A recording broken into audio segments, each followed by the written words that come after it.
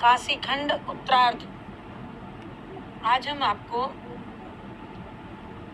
श्री स्कंद पुराण का प्रसंग लेकर के आए हैं। संक्षिप्त स्कंद पुराण काशी खंड उत्तरार्ध। यम आदित्य की महिमा का वर्णन। अरुणादित्य, वृद्धादित्य, केशवादित्य, विमलादित्य, गंगादित्य, यम आदित्य की महिमा का वर्णन सुनिए। जय जय श्री कृष्णा, जय जय श्री राधे राधे। भगवान सूर्य ने कहा, महाप्राज्ञ, ऐसा ही होगा, इसके सिवा दूसरा भी उत्तम वर तुम्हें दिया जाता है। सुनो, तुमने काशी में मेरी जिस मूर्ति का पूजन किया है उसका सानिध्य मैं कभी ना छोड़ूंगा। ये प्रतिमा तुम्हारे नाम से विख्यात होगी और इसका नाम विमलादित्य होगा। यही प्रतिमा सदा भक्तों को वरदान देने वाली तथा सब रोगों का नाश और समस्त पापों का संहार करने वाली होगी। ऐसा वरदान दे। भगवान सूर्य वहीं अंतर्धान हो गए और विमल भी निर्मल शरीर होकर के अपने घर चला गया। और इस प्रकार काशी में विमलादित्य सबका कल्याण प्रदान करने वाले हैं और उनके दर्शन मात्र से कोढ़ का रोग नष्ट हो जाता है। अरे, जो मनुष्य विमलादित्य की इस महात्म कथा को सुनता है वह निर्मल शुद्धि को प्राप्त होता है और उसके मन की मैल धुल जाती है। भगवान विश्वनाथ के दक्षिण भाग में गंगादित्य, उनके दर्शन मात्र से मनुष्य यहाँ शुद्धि को प्राप्त होता है। और जब राजा भागीरथ को आगे करके गंगा जी काशीपुरी में आई तो उस समय भगवान सूर्य गंगा जी की स्तुति करने के लिए वहीं स्थित हुए और इस समय वे गंगा जी को अपने सम्मुख करके दिन रात उनकी स्तुति करते रहते हैं और प्रसन्नचित्त हो गंगा जी के भक्तों को वरदान देते हैं।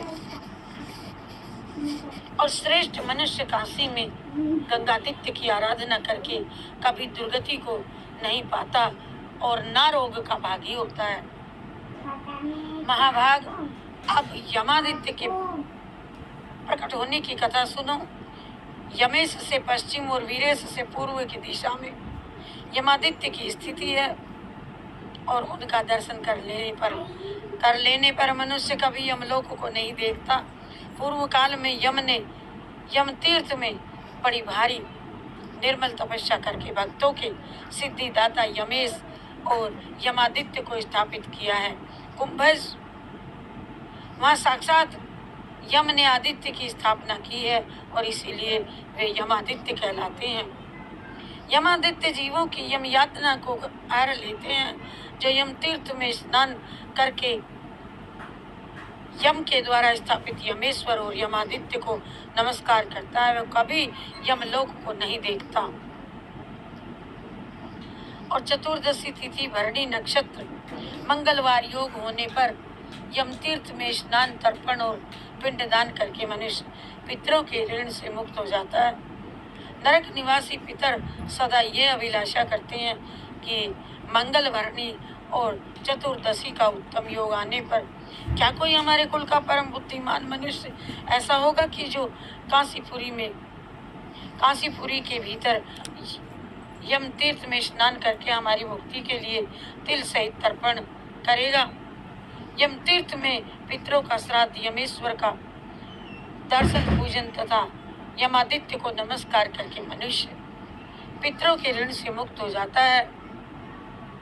और हे मुने, इस प्रकार तुम्हें काशी के 12 आदित्यों का परिचय दिया और जो पापों का नाश करने वाले हैं इन सब की उत्पत्ति या प्राकट्य की कथा सुनकर मनुष्य कभी भी नरक में नहीं जाता। ये प्रसंग छोटा सा आज हमने स्कंद पुराण की कथा भी हमारी इसी चैनल में है तो ये संक्षिप्त स्कंद महापुराण आज काशी खंड उत्तरार्ध इस वीडियो में भगवान सूर्य ने कहा महाप्राज्ञ ऐसा ही होगा, ये आपको सुनाया। बाकी कल श्रीमन नारायण नारायण नारायण भजमन नारायण नारायण नारायण हरि हर नारायण नारायण नारायण जय जय नारायण नारायण नारायण।